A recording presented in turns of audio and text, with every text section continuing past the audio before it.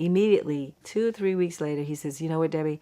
No, she's pregnant. Denise Huxtable is not pregnant. Lisa Bonet is pregnant. The show you love, A Different World, was a complete disaster that was supposed to fail. It was one of the most watched shows on television, but behind the scenes, it was secretly falling apart. The cast was fighting with producers, the main star was about to be forced out, and the whole project was on the edge of being canceled. What most fans never figured out is that the show's perfect image was hiding a secret that could have destroyed everything.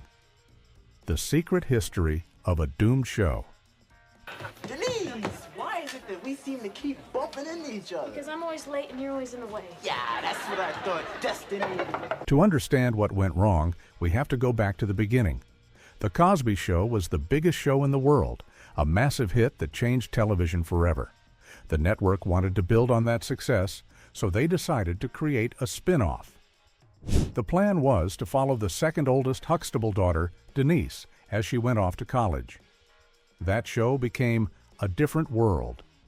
But what almost no one knows is that the original idea for the show was completely different. It wasn't supposed to be about Denise Huxtable at all. The first plan was to make a show about a white student attending a historically black college, or HBCU. The creators wanted to explore that unique experience. They even considered future movie star Meg Ryan for the lead role. But the idea kept changing. Eventually, they decided to make Denise the star, but give her a white roommate to create a similar story. That role went to a young actress named Marisa Tomei, who would later win an Academy Award. Even with a star from The Cosby Show, the production was a mess from day one. The first pilot episode they made was so bad that they had to throw it away. In fact, they filmed 4 entire episodes and then scrapped all of them. A new producer was brought in and given just 6 weeks to create a whole new pilot before the show was supposed to air. It was a frantic last-minute rescue mission. When the show finally premiered in 1987, it was an instant ratings hit. It had the best time slot on television, right between The Cosby Show and Cheers, 2 of the most popular shows ever. Millions of people tuned in. But there was a huge problem. While the audience was watching, the critics were attacking. The reviews were brutal. Critics called the show boring, childish, and not funny. They said it was just a weak copy of its parent show. The first season holds a terrible 11% rating on Rotten Tomatoes. One journalist said, A Different World received one of the biggest waves of bad reviews ever for a hit show. A major complaint was that it felt completely fake. The show was set at the fictional Hillman College, an HBCU in Virginia, but it didn't show what life at a black college was really like. Critics pointed out that the students were never seen studying or even going to class. The show was a hit, but it was also a creative failure, and the bad reviews were about to become the least of their problems. The real trouble was about to begin, as a secret conflict involving the show's biggest star would threaten to end it for good. The star who had to go. How's the baby? She's beautiful. That's good. That's good. Do you see all your friends from The Cosby Show still? I haven't really seen anyone in a long time. The show's biggest star was Lisa Bonet. She was famous, stylish, and the whole reason the show was created. But after the troubled first season ended, she made an announcement that would change everything. In the summer of 1988, Lisa and her then-husband, rock star Lenny Kravitz, told the world they were expecting a baby. The show's new producer, a legendary director and choreographer named Debbie Allen, saw this as a golden opportunity. She had just been hired to fix the show and make it more realistic. She thought a story about a young, pregnant student at Hillman would be powerful and groundbreaking. It was exactly the kind of real-life issue she wanted to explore. But Bill Cosby, the creator of both The Cosby Show and A Different World, had a very different opinion. Cosby flatly refused. He made his position clear. Lisa Bonet could be pregnant, but her character, Denise Huxtable, could not. For 4 seasons on The Cosby Show, Denise had been known as a good girl from a respectable family. Cosby believed that viewers would never accept her as a single, unwed mother in college. He was fiercely protective of the wholesome image of the Huxtable family, and he would not allow it to be changed. This created a massive conflict behind the scenes. On one side was Debbie Allen, who wanted to tell real, challenging stories. On the other was Bill Cosby, who wanted to protect his brand. Lisa Bonet was caught in the middle. In the end, Cosby won the battle. It was decided that Denise would not be pregnant on the show. Instead, Lisa Bonet had to leave a different world entirely. Her character was written out of the series. They explained her absence by saying Denise had dropped out of Hillman and returned home to her family on The Cosby Show. But what fans never knew was that the situation was even more tense on set. Years later, Jasmine Guy, who played the Southern belle Whitley Gilbert, revealed a dark secret about how producers treated Lisa. She said that during filming in front of the live studio audience, producers were openly disrespectful to Lisa. They would get in her face, point their fingers at her, and aggressively tell her to just say her lines. The environment became so toxic that Jasmine Guy decided she couldn't be a part of it anymore. In an act of incredible loyalty, she tried to quit the show in protest. She went to the producer's office and gave them her 2-week notice. She told them that she didn't like how they were treating the cast. When they asked if anything had happened to her personally, she stood her ground. She said, "If it happens to her, it happens to me. You are disrespecting the cast. You are disrespecting Sinbad. It doesn't have to happen to me. I felt like it was happening to me. It was a brave stand, but the damage was done." With its main character gone and its reputation in shambles, the show was on the brink of cancellation. That's when a new creative force arrived with a vision so bold it would turn the flop into a television legend. The Debbie Allen Revolution. And looking at your resume, you've been the maestro of many a TV show. And that leads me to the next part about our interview that changed my life. That force was Debbie Allen.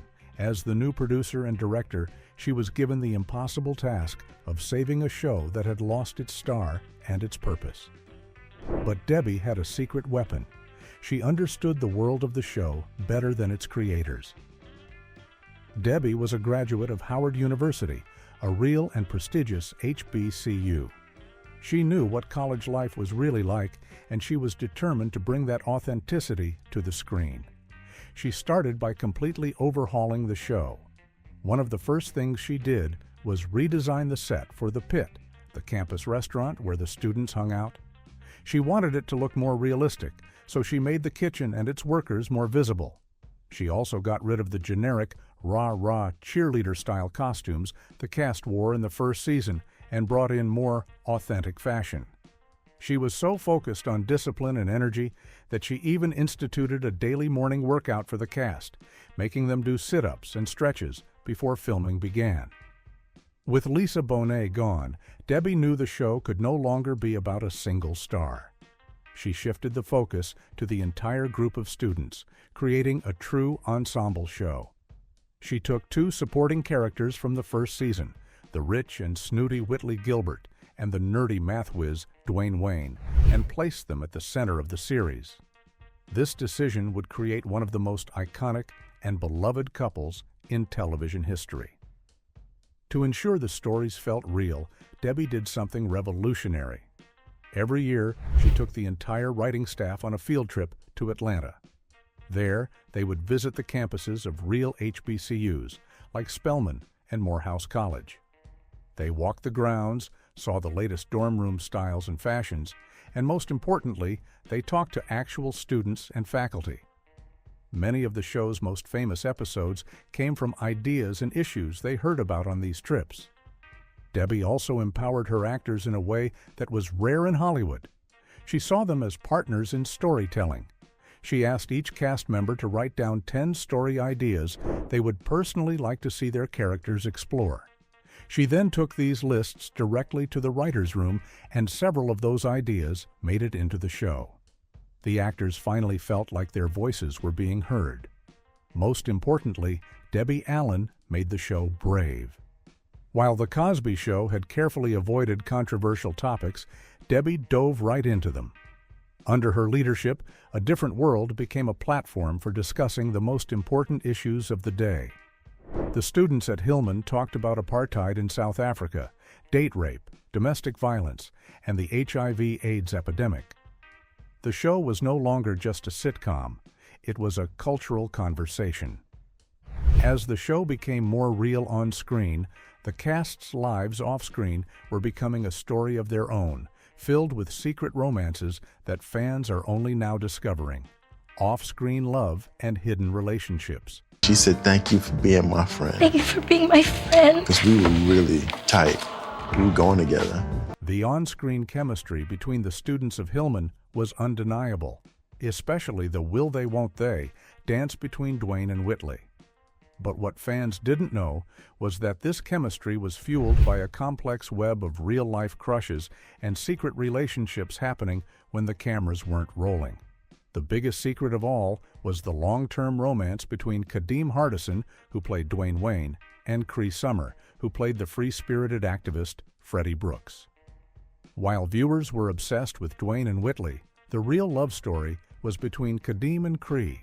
They were in a serious relationship for about 3 years, from 1989 to 1992, during the height of the show's popularity.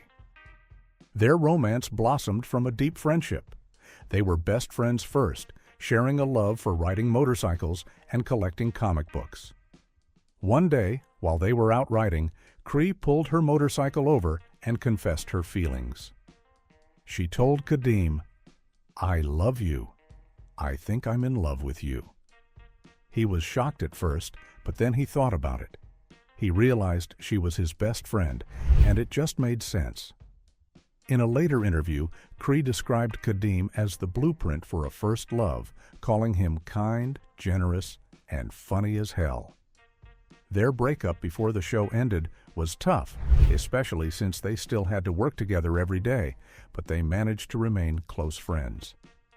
If you look closely during the opening credits of Season 5, you can even catch them sneaking a quick kiss in the background. But the romantic web was even more tangled than that.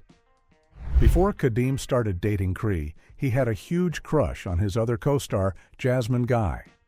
They had met before A Different World while working on the Spike Lee movie School Days.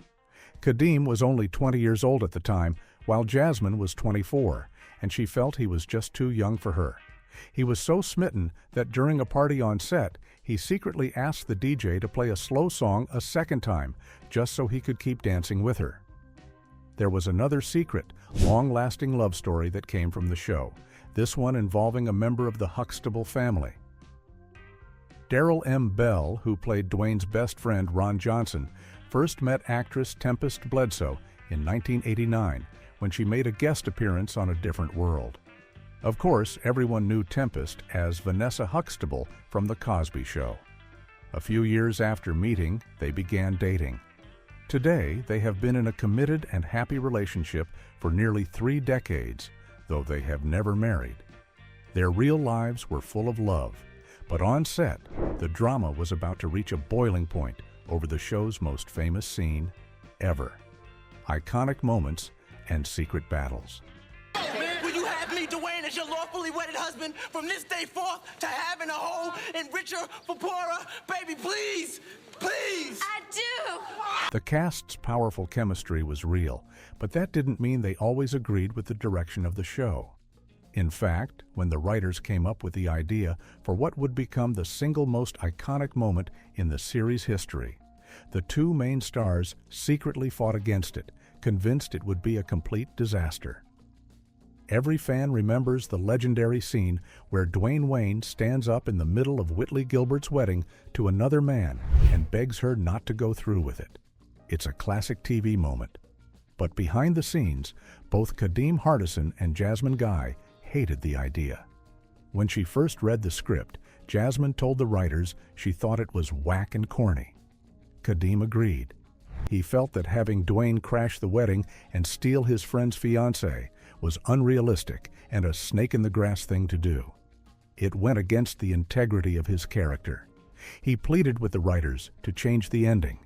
He even pitched a different idea where Dwayne would go see Whitley the night before the wedding to confess his feelings, hoping that would be enough to stop her. The writers liked his idea, but they still wanted the massive dramatic confrontation at the church. They refused to change the script. On the day of filming, Kadeem was so nervous and conflicted about the scene that when he ran down the aisle, his mind went blank. He completely forgot his lines. So, fueled by pure emotion, he improvised. Instead of the written dialogue, he just yelled from his heart, "Baby, please, please." Jasmine, who was standing at the altar, could barely hear him but knew she had to react. That raw, unscripted plea was so powerful that they captured the perfect moment on the very first take. A scene the actors thought would be a disaster became legendary because of a last-minute mistake. That wasn't the only battle they fought. The show also took on the network and corporate advertisers to tell important stories. In 1991, Debbie Allen was determined to do an episode about the growing HIV/AIDS crisis, a topic no other sitcom had dared to touch. But when the show's corporate sponsors heard about the plan, they panicked. Major advertisers started pulling their funding, refusing to have their products associated with such a controversial subject. The episode, titled "If I Should Die Before I Wake," was in serious danger of being shut down. Debbie Allen knew she needed a big gun to win this fight, so she made a personal call to her friend, Whoopi Goldberg, who was one of the biggest and most respected stars in the world. Without hesitation, Whoopi agreed to guest star in the episode. Her involvement gave the network the courage to stand up to the advertisers. The episode aired and became the highest rated in the show's history.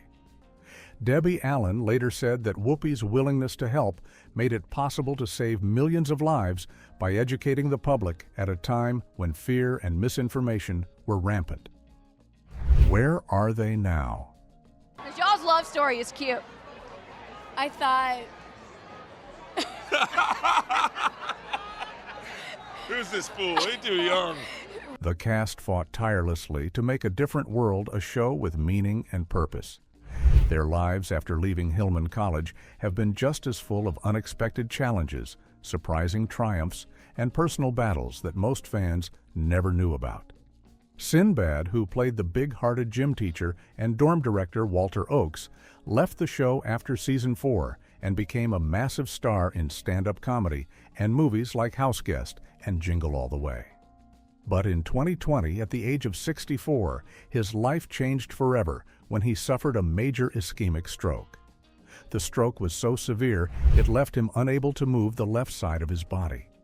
For 2 years, his family kept his condition private while he underwent grueling therapy. He is now slowly and painfully relearning how to walk.